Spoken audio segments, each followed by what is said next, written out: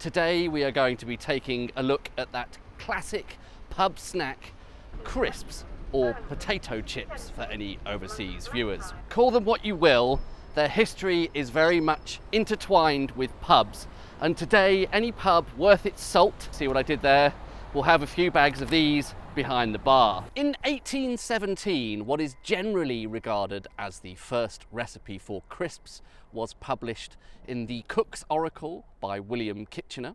Manufacturing of crisps didn't come into play until the early 1900s, and I'm afraid our American cousins beat us to that, with the first recorded manufacturer of potato chips there being in 1905. In 1920, Frank Smith founded Smith's Crisps, and internationally they were the first company to manufacture crisps with the addition of salt. Frank Smith hit upon the wonderful innovation of adding a small twist in blue paper of salt. Now, the reason I'm standing here in front of this glorious turn of the century, circa 1900 Jacobean style edifice is that the very first crisp factory started by Frank Smith was behind this pub here, the Crown in Cricklewood. Sadly, it doesn't open until 4:30 today, so I can't actually get inside. It's only just gone midday. Didn't really do my homework properly. But the whole history of crisps in pubs in the UK started here, or in garages just behind this pub. I had to buy a 6-pack from the Iceland next door in order to get a single packet of these. I don't know what I'm going to do with the rest. I'm going to have to lug those around all day. Shall I eat some crisps while I'm here? Give those a proper shake, per the instructions. Delightful. This later article from 1949 harks back to the early days of Smith's Crisps in the 1920s and attests to the fact that they primarily sold to public houses. As claimed in the article, the majority of public houses are supplied by us. So by the 1940s, at least, it seems clear that most pubs were selling crisps. Smith's had practically a monopoly. A rather charming newspaper advert of 1929, very much of the era, claims that the company the previous year had sold 100 million packets of crisps. An article in 1934 claims that at that time Smith's Crisps were cooking 700 tons of potatoes a week. For the next part of the story of crisps in pubs, I've come to the Tipperary on Fleet Street, which I'm happy to report recently reopened after a period of closure. Cheers from the Tipperary. I promise it will make sense why I'm here for the next bit of the story of crisps. This is, of course, an Irish pub.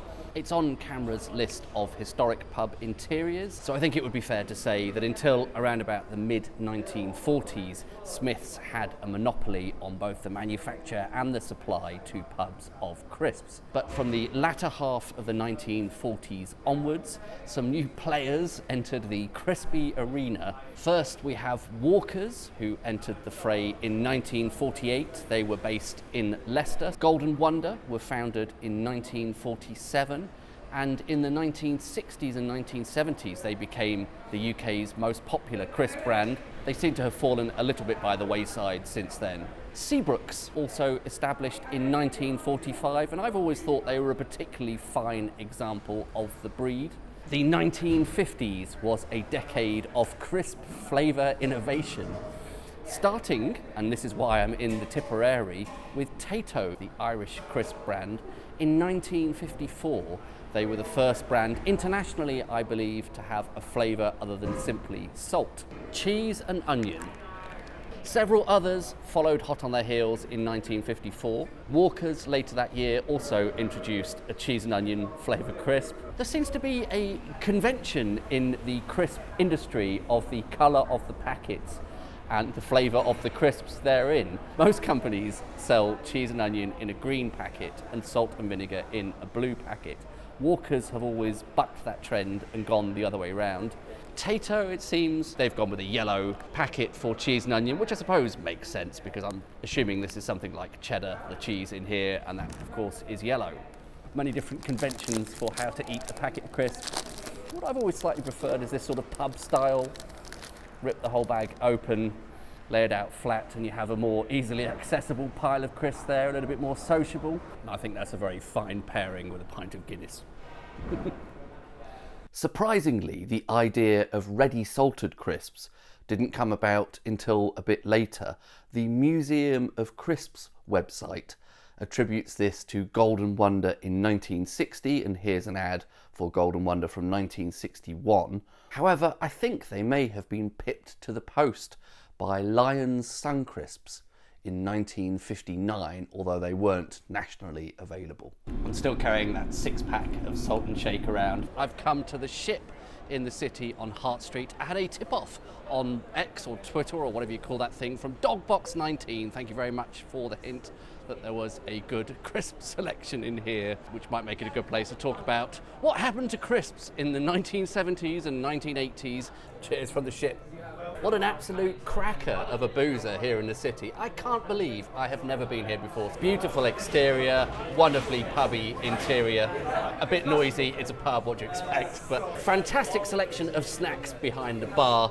I snagged the very last packet of scampi flavoured fries. Are they called scampi fries or are they called scampi flavour fries? Never quite sure. The word flavour is written in sort of small between the two. The landlord is currently replacing the setup.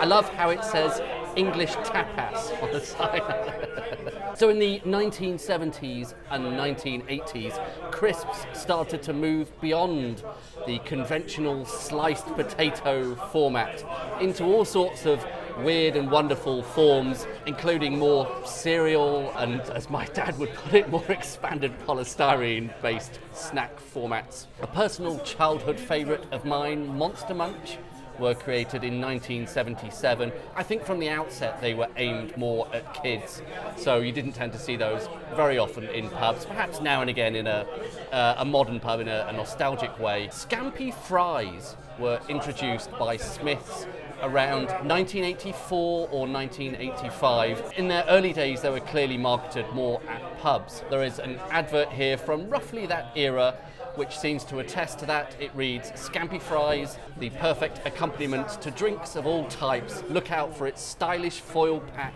in your local Host pub." Was Host perhaps a pubco of the 1980s? I think these are probably one of the Marmite of crisps, if you can call these crisps still, as they don't have any potatoes in them. Some people love these, some people hate them. Personally, I've always been quite a fan. Not quite sure if they really taste of scampi or not. I think they're probably suitable for vegetarians, so I doubt there's any real scampi flavouring in them, but and a fantastic pairing with a pint of Harvey's Sussex Best. I think that's in really good shape here at the Ship. Again, what a cracker of a pub. There is a collection of sailors' hats hanging from the beams there. It's woody, beautiful exterior, very good beer on the bar, fantastic range of snacks. So there we have it, 100 years of the history of crisps in pubs, from Frank Smith in the garages behind the Crown in Cricklewood to where we are today, where no pub would really seem complete without at least some crisp behind the bar. So here's to Frank, here's to crisps.